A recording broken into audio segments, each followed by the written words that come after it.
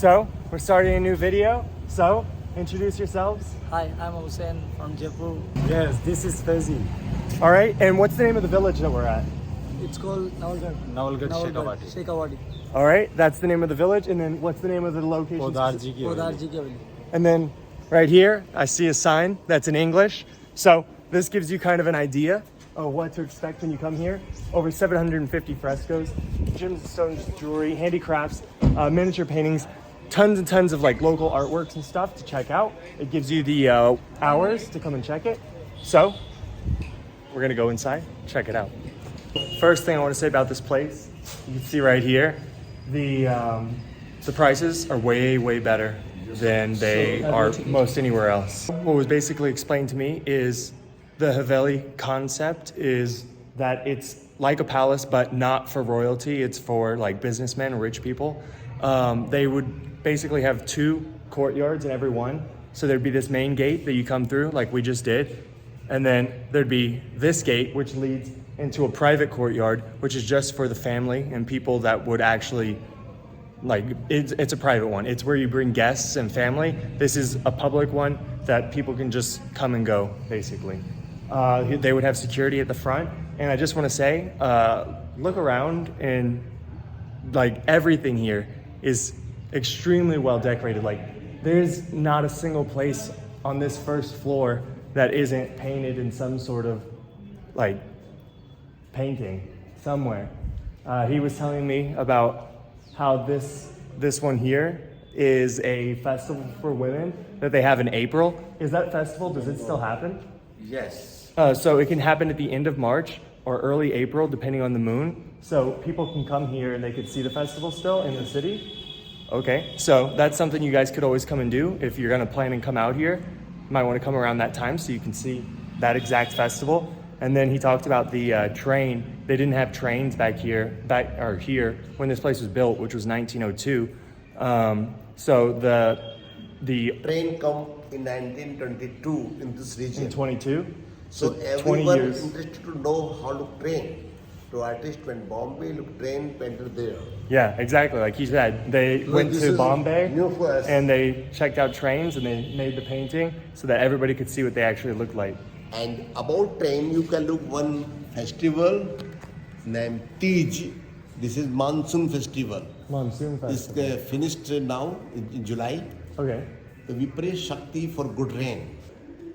In this Haveli, you can look 750 frescoes. 750. Approximately 1 lakh square feet if you measure the area. Okay? Okay. This is lot of paintings are there, all frescoes. And now I tell you, my dear, in this Haveli museum is not antique. Rajasthani culture you can look here. Okay, so the first room that we come into, as soon as you come in, straight out of the courtyard here, is a main sitting room, basically. So this is where the head of the family would sit, and he would have people sitting around him. They would all be men. Women weren't allowed to sit down here. They would sit up there, and they would basically have curtains back then so that, you know, you don't look at the women, because, you know, this was a Mughal thing, right? So Mughals being Muslim, they have women separate, men separate, so that they aren't distracting one another. So this area was actually where they would sit and meet, and they actually have a fan here that would be operated by hand, just like this. And he would constantly be fanning the people sitting down below, and it gets a really good breeze. You can feel it when it's going. What they did say that was kind of interesting is the person who would operate this, the person who would be pulling it, would be either deaf or dumb, so they can't speak or they can't hear, in order for people here to be able to comfortably discuss secret things, secret matters, and not have to worry about it becoming public. Another really interesting thing above me, right here, there is an optical illusion. I don't know how well it's gonna pick up on the camera right now, but essentially when you look at it, there's a bull and there's an elephant, and they share one head. And basically just the way you look at it, it can either be the bull's head or it can be the elephant's head. And yeah, that's kind of cool. It's just like a little optical illusion thing for you guys. In in this gallery, it's directly to the left once you come through the courtyard, the first courtyard. They have all these instruments, and it's the entire room. The walls are filled with instruments like this. These are actually, I believe, miniature instruments, and they represent all the different instruments that are present in traditional Rajasthani culture, traditional Rajasthani music. So this is the sort of instruments that develop naturally in this area. So obviously drums exist in other places, but this is the type of drum that developed here. First Indian bush radio. There you go. That's pretty cool. Right there. And a couple more instruments. Let's see the next place. In this room, it basically has a bunch of mannequin dolls that all show different castes and the wedding dresses that they would use. So this would be like the Brahmin.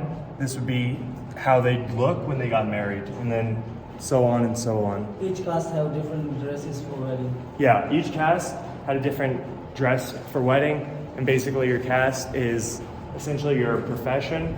So the caste system is abolished. It's not a legal thing anymore in India that you can actually look at for any sort of like hiring or anything like that. They've gotten rid of all that stuff.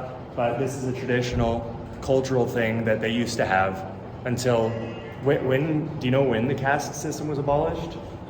When it changed? Yeah, when they got rid of caste, when they made it illegal to hire and fire based on that, to discriminate. Like they dominate the caste. When did they get rid of the caste system? Like when they separate. When did they abolish it? It's been a long time ago. Okay, yeah. So this is about the caste system, and it's gone. All right. So when they still do government forms and stuff, they get asked actually about their caste, and you said there's 4 types or 5. They are according class is different. There are 4. 4. Intelligent. I mean the government, the Government. legally. Government divide in many divisions. First, general. General means those are Brahmins, warriors, businessmen. Is one category. Okay. One SC, scheduled castes. Okay, so they are sweeper. They are one tribes. Sweeper. They live in forest. ST. Okay. Tribes. One OBC, OBC. other backward class. Okay. Okay, so they are also divided in many. So they give a lot of facility in government job. Suppose I am Brahmin, I got 90% marks in high qualification, and SC they only 35%. He became doctor. Mine no chance. Because of reservation. Okay, reservation. So okay, so that's why a lot of Indians go America, Canada. Because here this is reservation system. Okay. This is So what he was basically explaining is that basically they have we have the same thing in the U.S. for black people. black what and is white. it? Who belong from the like no caste. Yeah. Same thing. Affirmative action, that's what it's called. All over world same. Yeah. So they basically have affirmative action in India, where if you're from a lower class, but you score you score worse on tests and things like that, compared to somebody who's from a traditionally higher caste, you will often get picked over them because they have percentages that they have and quotas of certain numbers of people have to fill certain positions. So you might become a doctor even though you score worse than somebody from a higher caste. In this gallery, they have paintings, and each one represents different traditional dances of the area, but also other places as well. And on this side, they have festivals that go on year-round, or different times of the year. Some are local only to like this area. Like this would be something that was actually specific to Jaipur for the same elephants that we saw in a different video. And then other stuff would be like this camel festival. He said it was specific to a town too, or a city. I don't remember which one. But others are more broad over all of India, some of these festivals. So there you go. There's a little bit more culture that you can learn here. So in this room, they have something that's actually really interesting, especially if you're into art. Each wall, each side represents a different traditional region of Rajasthan. So there would be 4 traditional regions, and you can actually see the art styles of that region. And then beneath that, they have a second level of more regional stuff within those regions. So you can see Nathdwara and other regions under Mewar style. So you would see like even more specific style. You have this Dundahar and Marwar style. I'm probably really bad at the pronunciation, but you can get close. You can see the specifics of what the Kanir school of art would look like. It'd be more specific to this, while Jaisalmer is more like this. And it's kind of interesting, these ones have camels, because I do actually know where that is. That's in the middle of a desert. So it makes sense that they have camels, because there would be camels there. So it's something that they would paint about. It would be part of their cultural life. So this area is the inner courtyard, the one that would be reserved for specifically family, mostly women. Right there is the entrance to the main public courtyard that everybody could come through, and there would actually be a wall or curtains right here, so that no matter what, you could, even with that door open, people would be able to see directly in here and see the women of the family, essentially. So in this room, it shows traditional Rajasthani jewelry, and they talked to me a lot about this stuff, actually. So hopefully I can get some of the information onto you guys. So basically, there'd be gold and silver, right? That means the silver is if you want heat, the silver is if you want cool, and the gold is if you want heat. So traditionally, working class people would wear silver to be cool, and the richer classes, upper classes, would wear gold. Another thing that they went in detail about is piercings, and how you get certain piercings for different things. It's kind of like an acupuncture type thing. They talked about like chakras and how different places can affect you in different ways, and how it can have impact on your like emotion, how you think, how you feel. Another thing they went into in depth on is different types of stones that you have here, right? And what they can mean for you. So they talked about how in astrology, you'd get a specific stone based on birth, but then they also talked about how different stones can give you different sort of powers, if you will. So while you have one, it might help you focus and study, and then you might have another one that helps you be successful in business. And then they even talked about how you can make jewelry with like an astrologer who will like kind of basically put a curse on people. If you can get them to wear it, it will harm their life. It will make things worse for them if they're jealous of you or something like that. So yeah, it also they talked to me about how things like this, jewelry, everything in past used to have deep meaning. You wouldn't just wear a necklace because you liked it. You would wear it for a specific reason, for a specific event, for a specific type of cultural expression, basically. So that goes for any type of jewelry, including these bangles that women wear, the necklaces, everything. Every aspect of jewelry, it had more meaning to it than just fashion. None of it had to do with fashion. Everything had to do with culture. These are the four. So in this room, basically they have displays of different, very historically significant forts, and also just architecturally beautiful forts from all over the Rajasthan region.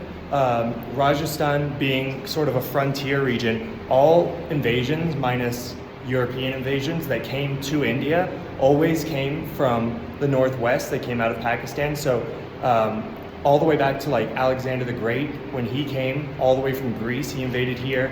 Persians would invade through here. Islam came to India through here. The Mongols came to India through here. The Mughals came through here. Afghans invaded through here. Many people would invade through this area. The Punjab and Rajasthan were the frontiers always. This is where everybody attacked India from.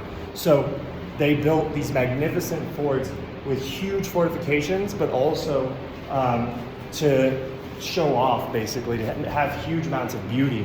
So these people would make forts, sort of, you know, like to show that they can make beautiful, huge fortifications. Okay, this room is a very similar thing, except instead of forts, now it's palaces.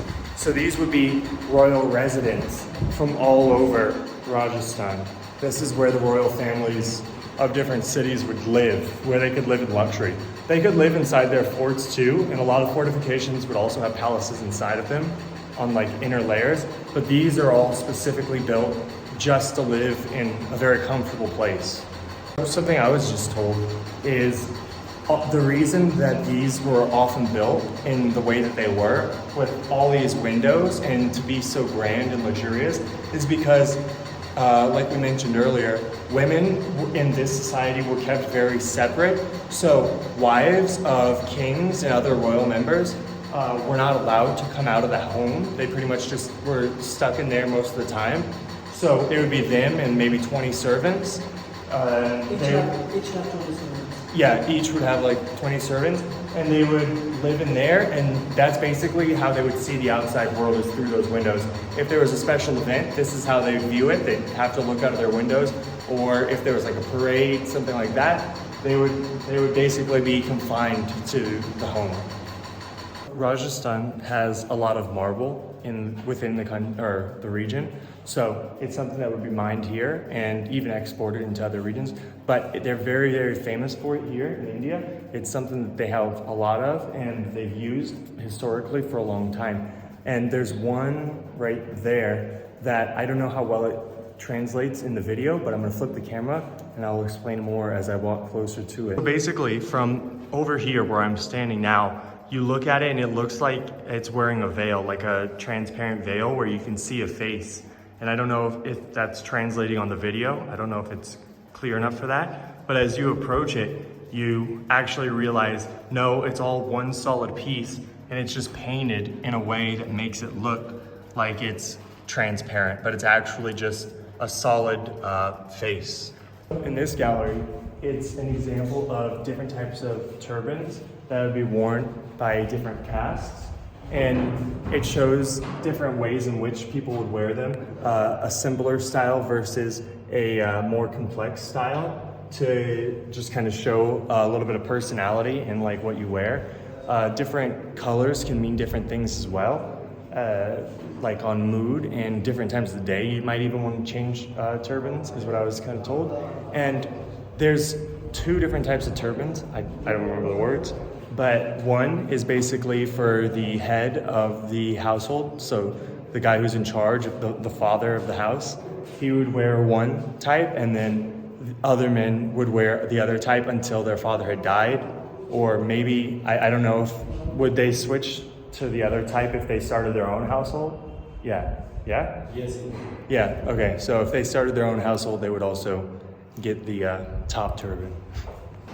So in this gallery, they actually show different types of transportation that would have been traditionally used. Obviously, all of these have pretty much fallen out of fashion at this point, but they are different wagons and different types of wagons, and even on one specific one, different animals that, or no, there's a couple actually, different animals that would be used. So for this royal cart, there's horses. All of the other ones, there's cows or ox. And then over here, for these specific ones, there's camels. So, like I said, this area, Rajasthan, has the only desert, I think, in all of India. So camels are a part of the culture here in a way that they wouldn't be as much anywhere else in the country. But yeah, these could also be a thing that denote your caste. So let me see.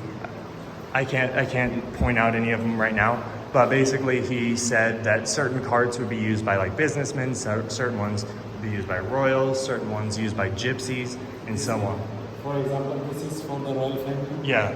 This is for the family car. And this is for the passenger who come from the outside. This is for courier, like a luggage. Okay. And this is for the also passenger and different kind of transport. Okay, so this room is actually dedicated to Gandhi because the owner of this Haveli actually donated, 201,000 rupees to Gandhi. So while I'm here, even though this isn't Gandhi related, I am going to point out something. India, I think, is the only place in the world where they use the numbers in this way, right? So it's something that's, for me as an American, it's very confusing when they say lakhs and what's the other one? What's above lakh? Crore. Crore? In Hindi, crore. Crore, yeah. After lakhs, crore, like more than lakhs, Yeah, crore. yeah, lakhs and crore. So I never seen it actually like written down, so I didn't actually know what it meant. It's like It's a not suit, but- like 1,000 rupees. Yeah, so when they do lakhs, it's 200 100,000. So 200,000. yeah, so this one is 200. So 1 lakh is 100,000. Yes, yes. This one is 200,000. So yeah, that when you come to India, expect them to use different numbers. I was gonna say weird, but I'm surrounded by Indians, so I don't want to say weird. But for me, it's very strange. It's not a number system. Yeah, it's a totally different number system. In this room, it basically shows the different stone arts of different cities, which obviously would be dictated by basically what's available. So in certain places, they would have red sandstone. Other places, they might have yellow sandstone. Other places might have a different stone entirely. But all these represent the different regions and different areas of Rajasthan, again, and they basically just show how every city was built in different types of stone based on what was available to them in that region. I met a guy here. He has a YouTube channel of his own. No, I have no YouTube. I have Oh, in Facebook page, Like and introduce it. we are same doing like I am showing in Europe in Indian people, and you are showing in India in And what's the name of your Facebook page? like चखली स्वाद दुनिया का, All right. like taste of world with meaning for English Alright. and Hindi चखली स्वाद दुनिया का. Okay. Okay, Thank we are you. meet in Europe. All right. He makes content in Europe, shows it, and it's all in Hindi. So if you We guys are want, try to make together for Europe. You make English and I make Hindi. yeah, we might meet later in Europe. You might see him later on. If Don't you, forget me. no, I won't. All right. So that's going to be it from right here. We're going to go on to other stuff. We have a very busy day scheduled. So I'll see you guys in a bit.